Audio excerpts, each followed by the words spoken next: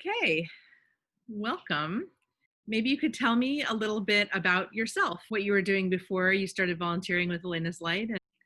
I'm Emily, and I was a med student when I started volunteering for Elena's Light. I actually think I got introduced to the organization through there was like a medical education program that I did as a med student, and I was on a listserv for that, and so they mentioned having some.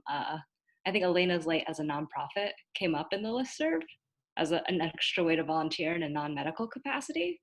I had done some ESL tutoring in the past before medical school, and really, um, I'm someone who's trying to learn Spanish right now too, and really feels like the importance of having a conversational partner to learning a language is so important. And it was one of the skills that I felt like I could contribute in some way to as a fluent English speaker. And yeah, it was a great opportunity to help out.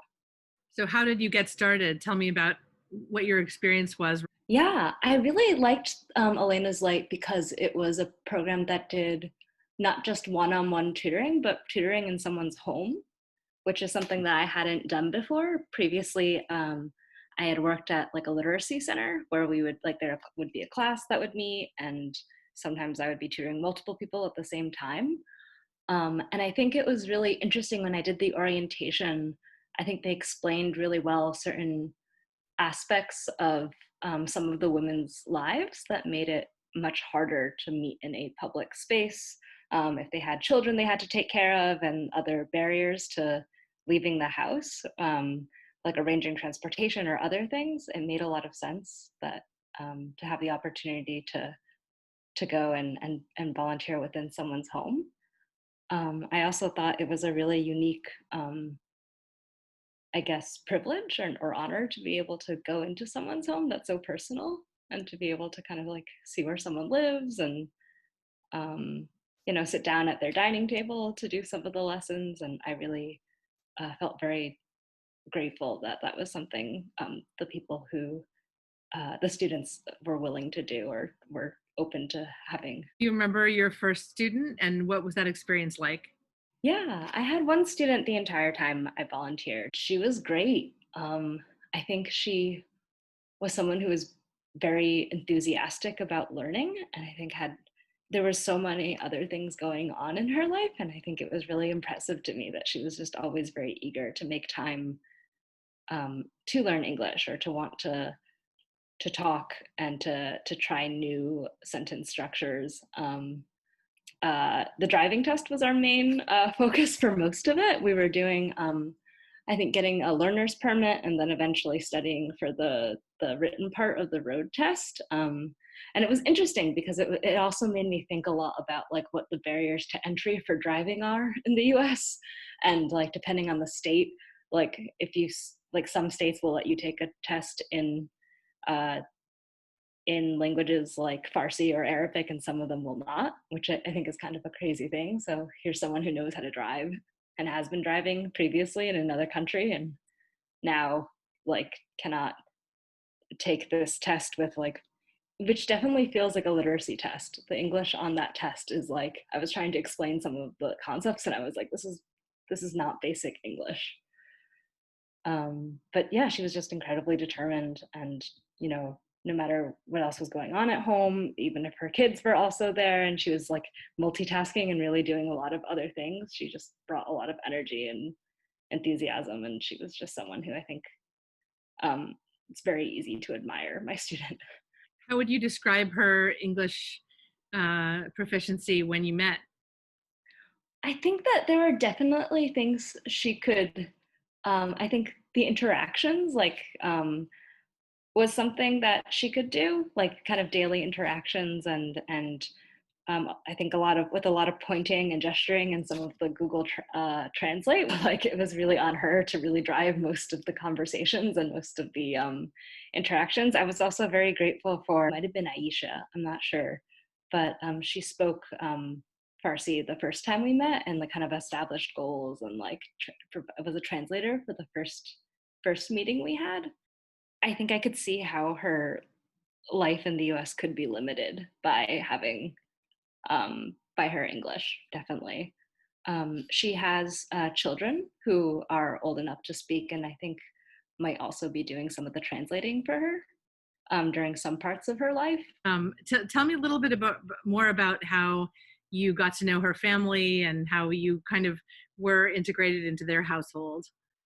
Yeah, I think I got to know her family a little bit just by going there to volunteer. I'd see her children come back from school, school aged, and occasionally they'd be on the couch or in the living room or eating when I came.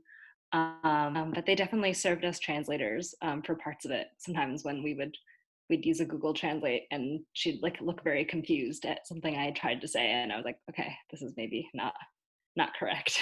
So we'd ask him to help. It was a really goal oriented session. I think we started with being interested in passing the getting a driver's permit because that was something that it really would have improved her quality of life to be able to drive and to get from place to place for groceries, for sending her kids on errands, for going to medical appointments, for like really basic things. Driving was a big deal. So while we did do some conversational English and did do some like grammar structures, it was very, very focused on like passing this test. And once she passed that permit test, we kind of moved on to the citizenship test. So I think uh, there are probably pros and cons to learning a language this way, but I think that it was very like, it felt very practically driven, like very much towards like what she, like goals she wanted to accomplish in life, not necessarily like full fluency with a language. What do you feel like you learned from her? What as a person, just human to human? Um, I cannot imagine how difficult it must be to, I think, leave your homeland and come to another country. And I think although the US does have some support for immigrants, especially refugees, it's not, I think it's amazing that people like are as strong and resilient as they are to be able to make things happen and you know move their lives forward. She's just very impressive in that way. I thought she was amazing um, for for that. I think there were a lot of barriers to doing things that I hadn't previously thought about. Like I never would have thought about like how complicated the English is on the driver's license test, or why some states have an option to take it in a language like Spanish. And in Connecticut, you can take that's not like English is not a limiting thing for the driver's license test for if you speak Spanish, but not if you speak I guess a more rare language. And I guess also it made me think as a medical student and a future medical provider, it also made me think a lot about like the logistics or how hard it can be for patients to communicate with their providers or even do really basic things. And I think people come up with very creative workarounds for how to achieve some of those goals and do these tasks, but they're a lot more complicated. I think if you don't speak a language fluently. How long was it that you were working with this student? It was for a little bit under a year. I think it started in I want to say June of or July of 2019, and then about March of this year. So a little bit less than a year. So you were doing it remotely at the very end, or did you? We tried doing it remotely towards the end, and I think it was a lot harder. And then also, I think I had let her know that I was going to be leaving at the end of the year. There wasn't a guarantee I'd be able to continue, I think, past this point in time. What do you think that your involvement with ESL will be in the future? You said that as a medical provider, you'll be more sensitive to issues of language barriers and of technical jargon and things like that. But how do you think you'll interact with refugees in this way again? Well, the residency that I'm currently um, going to is in the east part of Baltimore, which has a relatively larger refugee population, I think, in terms of the city. And so I think it's a group of people who I'll probably have more interactions with in the future. Um, I don't think I've necessarily specifically sought this population out, but I definitely think I'm interested in working with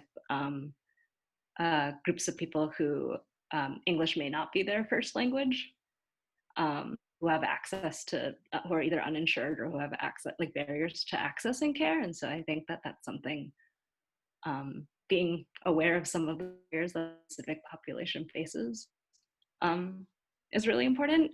I think separate from from provide this possible will do. And my nature though is that I know my parents when they came here spoke English not particularly fluently, and I know that they came graduate students, and I know they told a lot of stories of different people in their life when they got here who like helped them like learn how to drive, which is kind of a little bit similar to what we're doing with the driver's license test. And I think there's like a lot of these acts of like kindness towards people when they first come here that I think, who are Americans, I think it's something that um, I think there can be a lot of really welcoming people in the U.S. And I think it's something that's been nice to be able to pay forward to. What do you think what do you think Elena's Light does for the community and does for the both the tutor and the student? I think it allows, well, I hope for the students that it allows them to get more practice with English and maybe a, um, a support structure, even if it's a very minor one, like an additional person in their life who they can interact with. I think there are. It's so hard to meet people, at least myself, who are, I guess, outside of work or who are different in many ways. And I think that it was a nice way to do it. And I can imagine if you don't speak English, that like your access to other social networks or your access um, to learning English could be pretty limited, especially if you don't have a lot of funds for it. So hopefully it's like a chance to get some good practice with the language and, like I said, like some practical like skills towards like I do really think that it being oriented towards like driver's permits and like English for like business test or having like a very specific goal is really helpful in some ways. But I think it's definitely one of the volunteer experiences where I've felt like I've gotten to um, I guess see more of the person who I'm tutoring, their life. Being in someone's home is an incredibly intimate experience, or just sort of seeing, yeah, where they live and meeting their family members and just being able to put them in context with their surrounding is really, or even like smell the food they're cooking or things like that, get to drink the tea that they're making, or see, how they decorate their home. I think that's been despite the language barriers, it's felt a little bit more intimate than other ESL programs I've tutored for in the past, where I've met at a library. So I have one last question. Do you have any funny or particularly moving or unusual stories that you can think of from your time tutoring? I think when she told me the results of her driving permit test, that was a super exciting moment because I think she had taken it, I think once or twice before and had failed it. And every time we're like, okay, we'll do better next time. Like we'll practice more, we'll do more questions. Like we had like done all the different types of questions on the like the driver's, like the online free driver's license test. And like I think every time going there seemed like a stressful experience. And like I was getting stressed out when she was going. I was like, oh no, like will she pass it this time? And I think it was super exciting to see that she got her permit. And That's lovely. Anything else that I didn't ask about that you want to say?